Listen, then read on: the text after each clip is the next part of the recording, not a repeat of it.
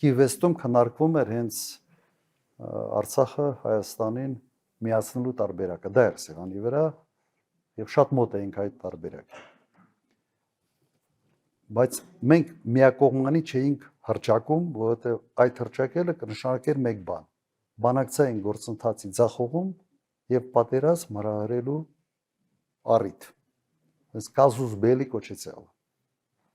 Եվ նայեք, եւ մենք այդ բանակցությունները ես չեմ կասկածում, որ արդյունքում մենք կբերեինք մեր ցանկացած տարբերակին։ Ավելի ասենց պարզ ասեմ, մենք կոնցեպտը հետեւյալն էր. անվտանգային համակարգերը ունենալ միասնական,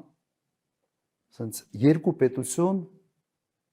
մեկ բանակ ըստ էության, երկու պետություն, մեկ անվտանգային համակարգ։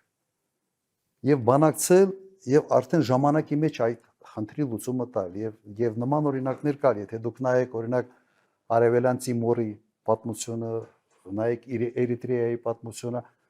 մի բան է պետք. հետևողական աշխատանք եւ ճիշտ քայլեր։ Հիմա ինչ է արել Նիկոլ Փաշինյանը 18 թվականին։ Խաթարել է բանակցային գործընթացը, միակողմանի հայտարարել է Արցախ Հայաստանը եւ վերջ,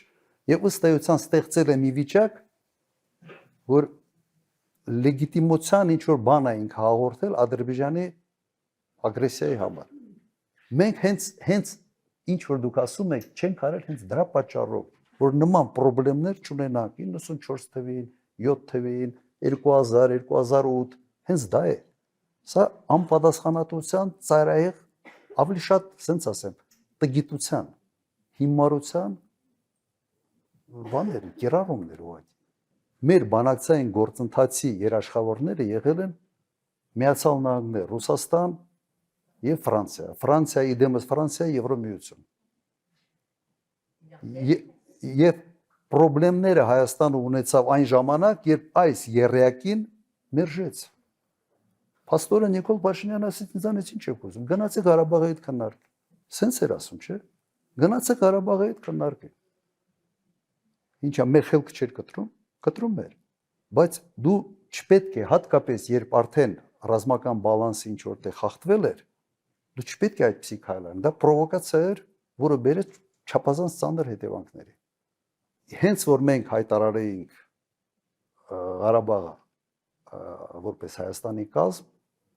մենք կշեղվեինք, մենք այս խնդրի լուծումը կբերեինք երկրների տարածքային ամբողջականության սկզբունքի դաշտ։ Բայց մենք ամբողջ բանակցային գործընթացը տանում էինք ժողովուրդների ինքնորոշման սկզբունքի վրա հենվելով։ Եվ սա մեր ուժն էր։ Դրա համար հնարավորություն եղավ երկար տարիներ ունենալ փաստացի անկախ Ղարաբաղ, որը ենթադրվում է, որ դեռ չի ճանաչվել միջազգային հանրության կողմից, բայց փաստացի ճանաչվել է որպես ինքնորոշված ժողովուրդ, ինքնորոշված պետություն, որը ճանաչման փուլում է գտնվում։ Եվ մադրիդյան սկզբունքները դրա մասին է։ Միջազգային հանրությունը ասում է, ուղղակի այդ սկզբունքներով ասում է հետևյալը. դուք ինքնորոշվել եք, դուք process-ի մեջ եք, մենք հետևում ենք, մենք մասնակցում ենք այդ process-ին եւ որոշակի խնդիրների լուծելու պարագայում հանրաքվեով դուք կվերահաստատեք ձեր ընտրությունը։ Չէ, սա է մադրիդյան սկզբունքները, որ կարդում ես, հենց սրա մասին է։ Ինչ հարցեր կային, խնդիրային, որ մենք ունեինք անվտանգության գոտի Ղարաբաղի շուրջ։ Եվ ստե հարցը հետևյալն է, դու այդ անվտանգության գոտից հրաժարվում ես, հետո ես հարցը կարգավորում, բայց հենց հրաժարվում ես, դու խնդրեմ ես ունենում անվտանգային։ Դրա համար այդ հարցերը իրար հետ կապվում էին։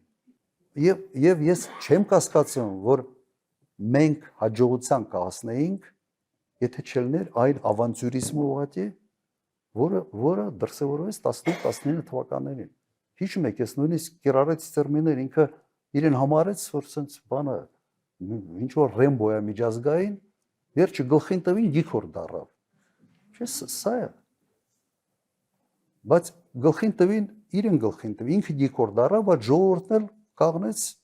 ծանրագույն վիճակում։ Եվ իր ավանտյուրիզմի պատճառով 5000 զոհ, 11000-ից ավել վիրավոր։ Հիմա ասում են 5000 չի քիչ է։ Հրապարակեք։ Հրապարակեք թվերը, որ մենք ճշգրիտ այն թիվը օգտագործենք, որը կլինի այդ հրապարակման մեջ, անուն, ազգանուն, ով է զոհվածը, որ գյուղից է, որ քաղաքից է,